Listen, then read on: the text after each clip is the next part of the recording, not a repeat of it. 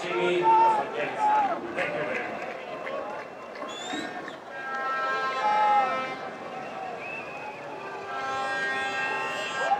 Your Excellency,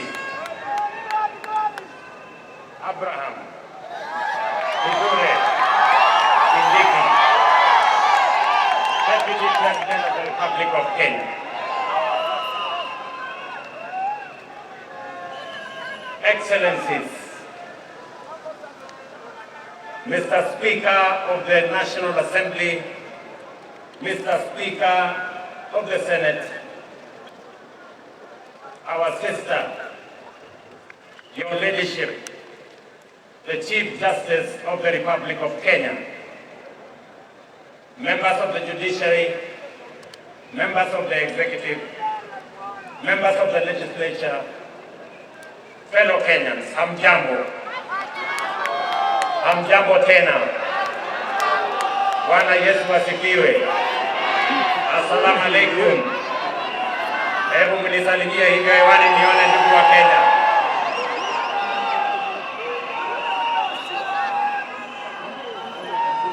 I am proud to witness the swearing in of the Honorable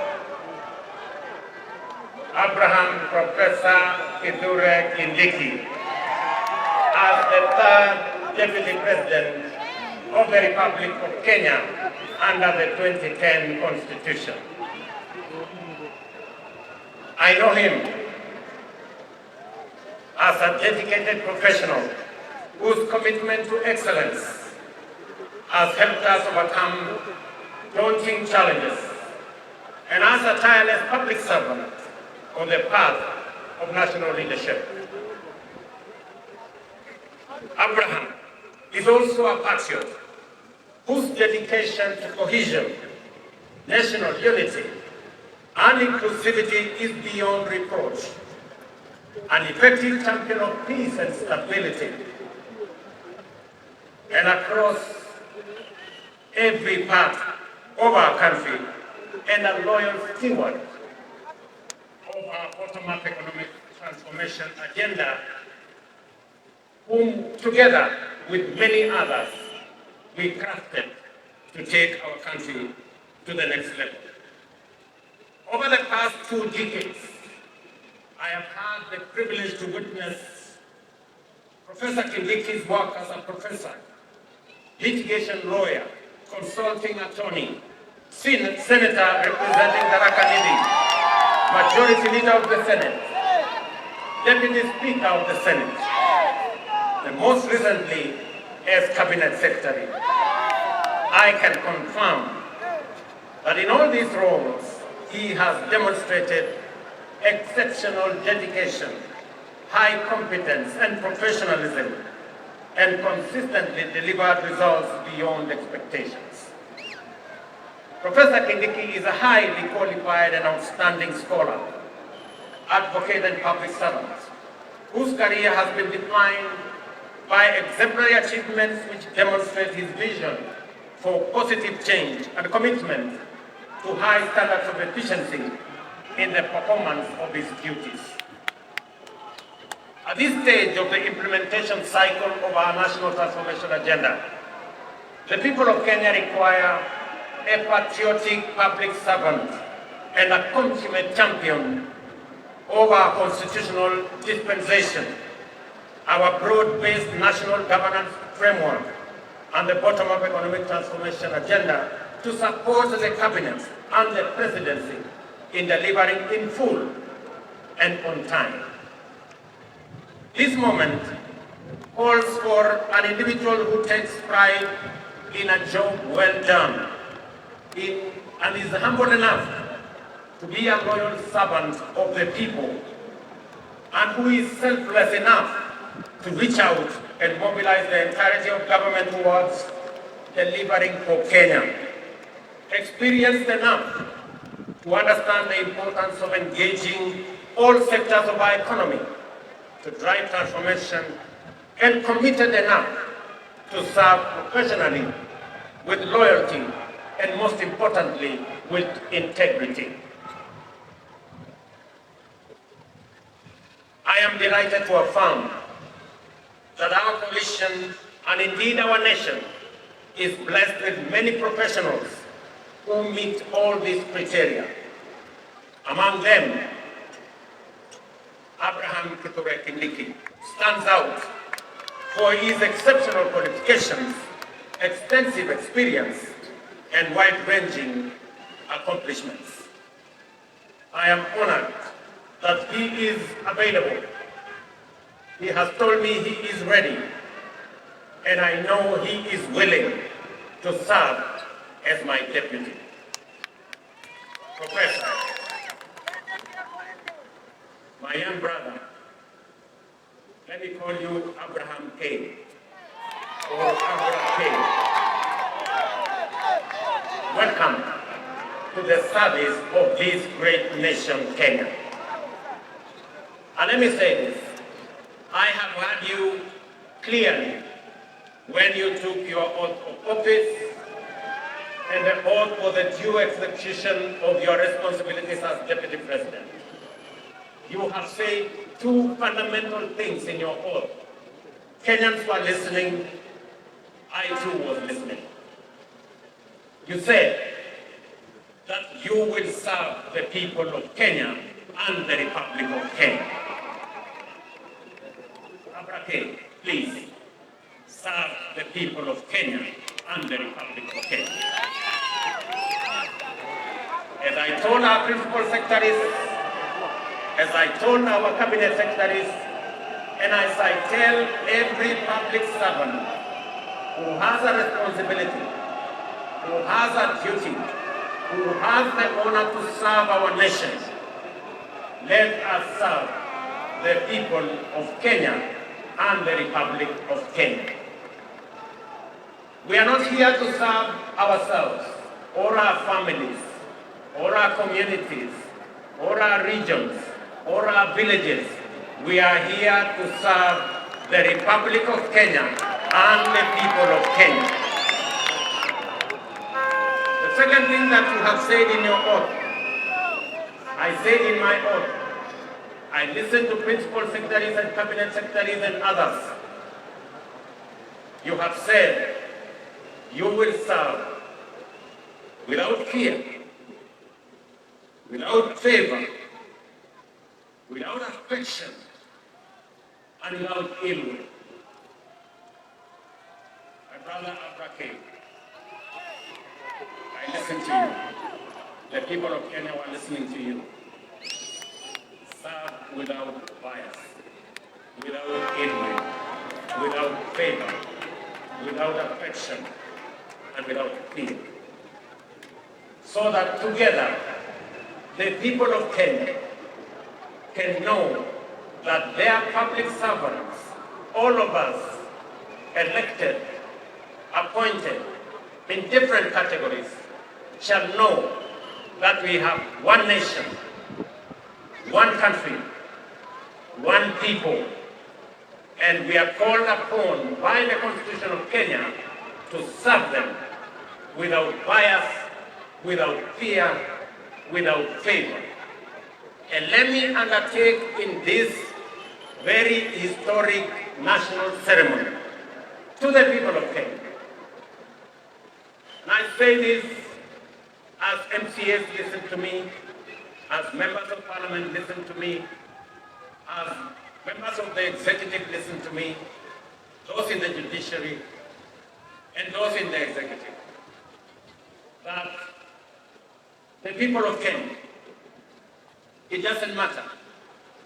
Those who live near our oceans, near our lakes, in our mountains, in our valleys, in our arid and semi-arid areas, they are one people, one great nation called Kenya.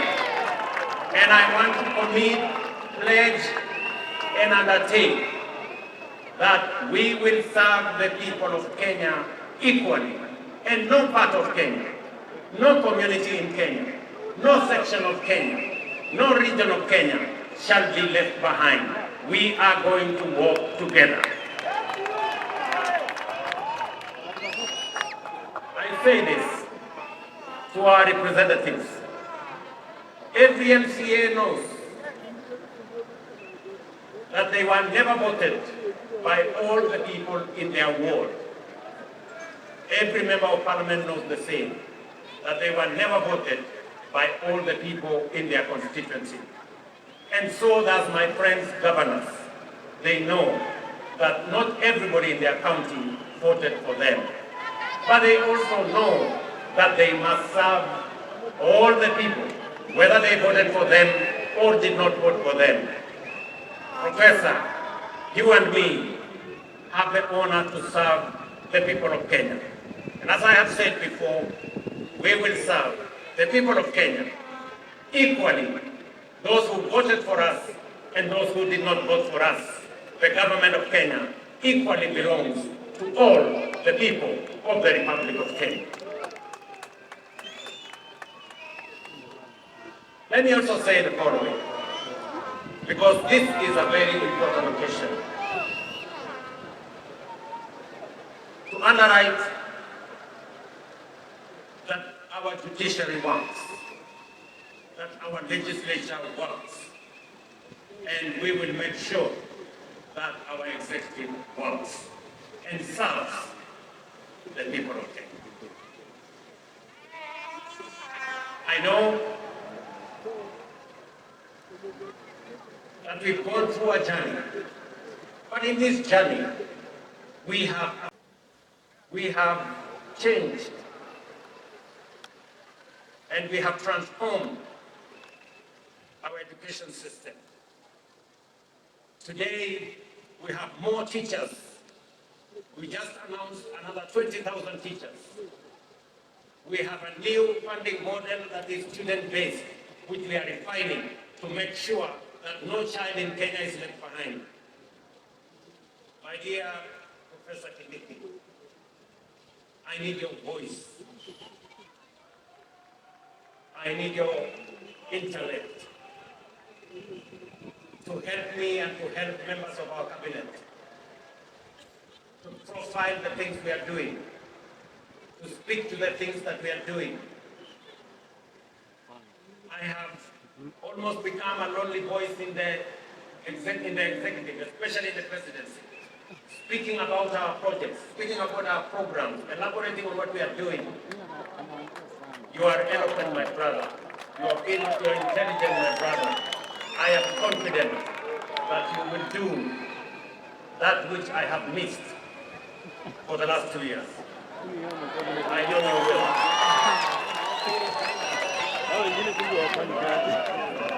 We have a huge program on university funding and higher education funding. We have a huge program that today our farmers across Kenya have access to fertilizer. We have a huge program on expanding our irrigation. We have a big program on what we are doing. We need your voice, and we need the voice of those of us in the executive to provide leadership and to see to it that indeed we achieve what we wrote into our Constitution. Today, as we wrote in our Constitution, Kenya Power has turned around and today is a profitable company. So is Kenyan, because of the stewardship that we have put in place. My brother, our manifesto is elaborate. Our manifesto is transformative. We are implementing it page by page, paragraph by paragraph, chapter by chapter, because we have to transform this great nation, and failure is not an option. We must. We have a big program on rural electrification to connect close to 300,000 homes across Kenya. I need your support to the Ministry of Energy, who are doing a wonderful job in that exercise. We have a big program on markets across Kenya. We have a big program on housing across Kenya Today, we have 160,000 people working in a housing program. By December, actually next month, we will begin to hand over the first 1,000 houses under our program. Under the program that will make ordinary people, Mama Moga and Boda Boda, pay 3,000 shillings every year and access housing in the Republic of Kenya. My brother, let me tell you, our universal health coverage is underway. A bit of challenge initially, but now we are moving. And I want to tell the people of Kenya, we are going to transform this nation. And we have the team. And Professor, welcome to the team that is going to transform Kenya into a great nation that is going to make every Kenyan proud. Let me conclude by saying we have what it takes to transform the Republic of Kenya. And I am committed to making sure that whatever it takes, whatever decisions that have to be made, we will make them so that our nation can truly be transformed. As I talk to you, 10,000 young people are now engaged in climate works in Nairobi. We intend to take that in the next few months into 40 and 50,000 young people. And I commit to the people of the great city of Nairobi that we are going to clean the Nairobi River and we are going to transform it into a better, different causeway as we transform the city in the sun, the headquarters of the environment in the world where we have UNEP in Nairobi. We're also going to roll out the program that will make sure that we tap into the private sector and make sure that we can work through public and private partnership to make sure that we roll out some of the urgent, important programs that are important for the transformation of our nation. Let me conclude by asking all of us, members of the legislature, members of the judiciary, especially our investigative institutions, to make sure that we ensure that public resources are used efficiently, effectively. I call upon the Office of the Director of Public Prosecution, the offices of the DCI and the offices of the IG to work with the judiciary so that the corrupt can be firmly, decisively dealt with in the Republic of Kenya, and the citizens of the Republic can get their due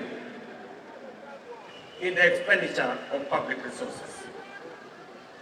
I know that of recent we have seen incidences of our girls, our mothers, our women who have been murdered in cold blood. And let me say this, that the DCI and all the investigative authorities in the Republic of Kenya must stand up to these criminals, and we must deal decisively and firmly.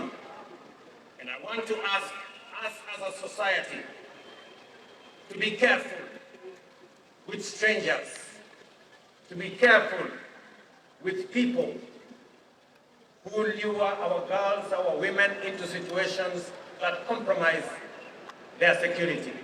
But we must be on the lookout, all of us as a nation. This is yet another moment. This is yet another beginning. And I am confident that we are going to take Kenya to the next level. Professor Kindiki, as you and all know, there is much to be done to fulfill our commitments and set our nation on the path to prosperity. I expect you to embark on your duties with dispatch and zeal. I wish you success as you begin your service in the high office you have assumed today. May God bless you. May God bless your family. And may God bless our great republic, the nation of Kenya. Asanteni sana. Mungu awabariki na tutasonga mbele pamoja. Asanteni.